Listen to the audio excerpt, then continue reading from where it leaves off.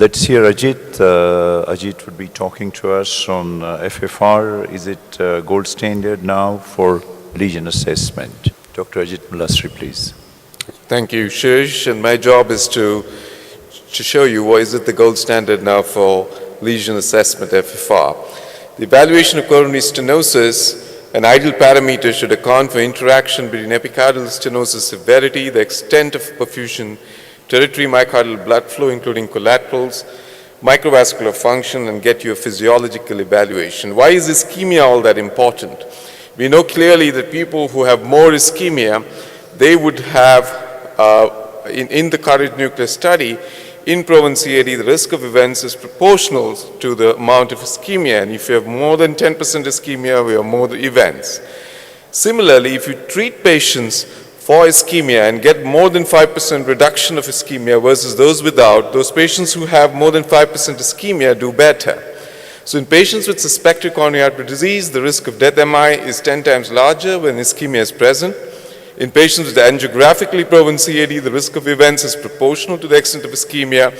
And with the alleviation of ischemia, there's decrease in death of MI. And in patients with proven CAD without ischemia, the event rate is 1% in terms of death and MI and not improved by PCI. So functional information is paramount in optimizing patients' treatment with CAD. Fractional flow reserve ultimately is basically a ratio of PD, which is a pressure distal, by pressure proximal, and this is a simple test. Why do we need FFR? It's the importance of ischemia, the limitations of non-invasive testing, limitations of angiography, and limitations of anatomic testing like IVUS and OCT. FFR, fortunately, has very, very clear numbers. If your FFR is less than 0.75, it's clearly significant. The red on the right shows that. If it's more than 0.8, it's not significant. There is a gray area between 0.75 and 0.8, which we need to really look at, but clearly the sensitivity at these numbers is about 88% with a specificity of 100%. The limitation of angiography is clearly that if you compare QCA to FFR, clearly a 0.8 defines what is ischemic and what is not. The pitfalls for a visual estimator clearly that angiograms which look like as if they're significant ultimately don't look so. Here's a lesion which doesn't look significant, FFR is 0.7. Here's a lesion which clearly looks the other way around, looks significant, FFR is not. So clearly, lesions which look significant angiographically are necessarily not on FFR. The independent predictors for this mismatch, age, which is elderly, an LAD location, a longer lesion length, a higher plaque burden, IVUS MLAs, and a QCA and MLD clearly predict this mismatch.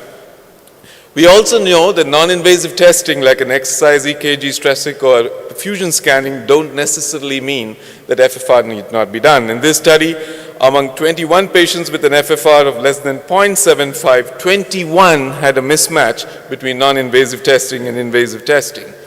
The anatomical versus functional CAD varies with the percentage of stenosis. As you can see on the left, the FFRs of 50 to 70 are more often FFRs of 0.8 and 35% of them.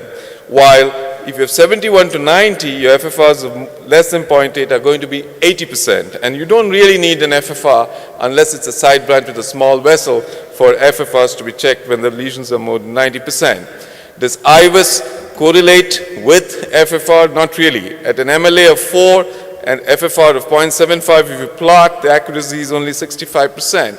You go to the South Korean data, and the MLA of 2.4 also does not correlate to a significant FFR. The sensitivity and accuracy is only about 70%. Again, in left main stenosis, we had some excellent pictures shown by Dr. Gary Mintz, and here's a lesion which is 80%. MLA on IVUS is 5, your FFR is 0.82. And clearly, it does not show up neither on the treadmill or the stress thallium. But you have a similar looking lesion, but looking less intense, with a diameter stenosis of 30%, an MLA of 5, and clearly you can see a large LAD territory, and the FFR shows a 0.7 number.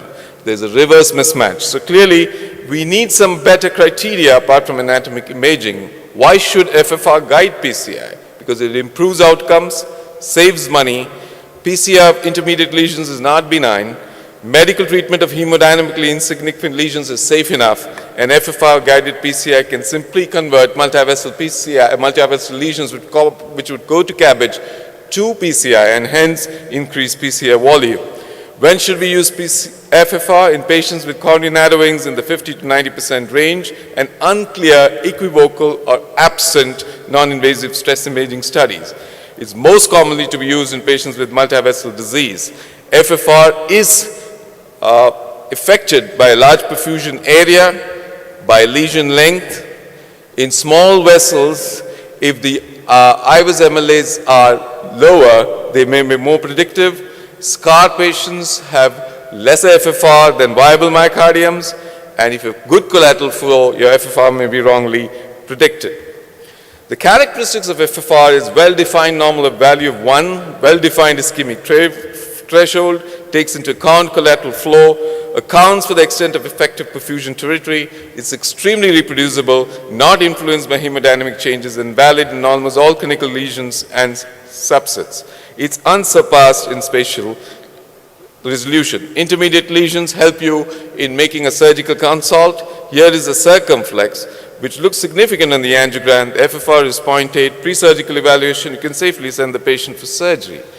A DIFFER study was a classic study which showed that if you did FFR and predicted a procedure, this is the middle group, which is a reference group, which had FFRs less than 0.5, and you deferred or performed PTCA, performed the reference group, and here's a FFR more than 0.75, where there's no PTCA and a DEFER group, while a FFR more than 0.75, and where you did a PTCA, and this formed the performed group.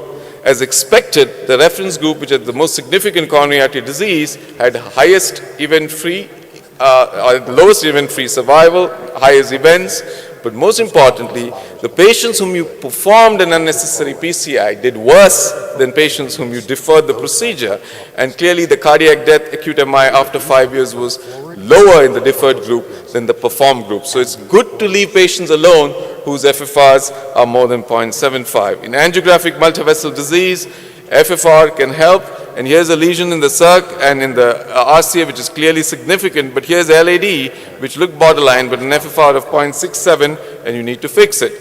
Here's another angiogram, LAD, FFR 0.97, ramus 0.90, circumflex significant, and RCA, 2 lesions not significant, basically becomes single vessel disease. The FAME showed clearly that in patients where you have FFR-guided PCI as compared to angiographic PCI, at 1 year follow-up, less stents were used per patient, less contrast agents were used. The equipment cost came down in the US but significantly by about $700, and myocardial infarction in terms of individual endpoints and composite of death MI was better in FFR-guided PCI. The absolute 1 year survival continued to 2 year survival in the FFR-guided arm. Savings costs improves outcomes with FFR, and clearly, as I said, at 1 year there was about a $2,400 difference of FFR-guided PCI as compared to angiographic PCI.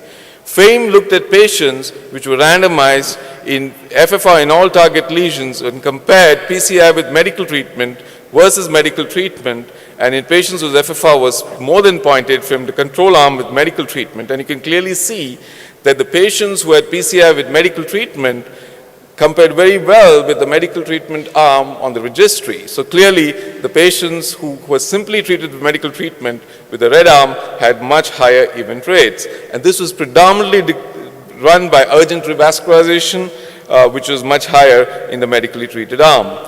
Another important area is the bifurcation lesion. The diagonal looks significant, but FFR is 0.85. You can leave it alone. Similarly, in circumflex lesions, if the FFRs are low, even though the stenosis looks significant, you may leave it alone. It's important that many of the branches which look significant, especially in small vessels, have not significant FFR, and you can safely leave these lesions alone. It's also important in left main disease, where sometimes it's very difficult, and it's very important to look at the left main in these tissues.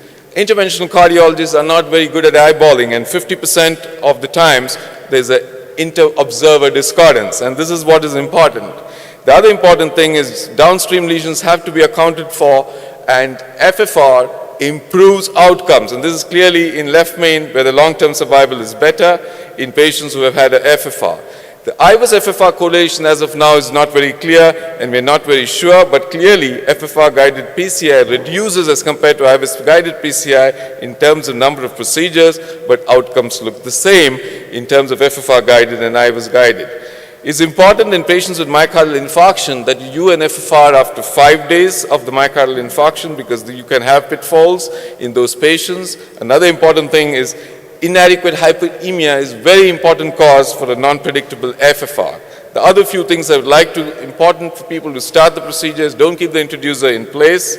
Look for the drift, especially when you see both the pictures looking the same, the catheter and the aortic pressure is looking the same.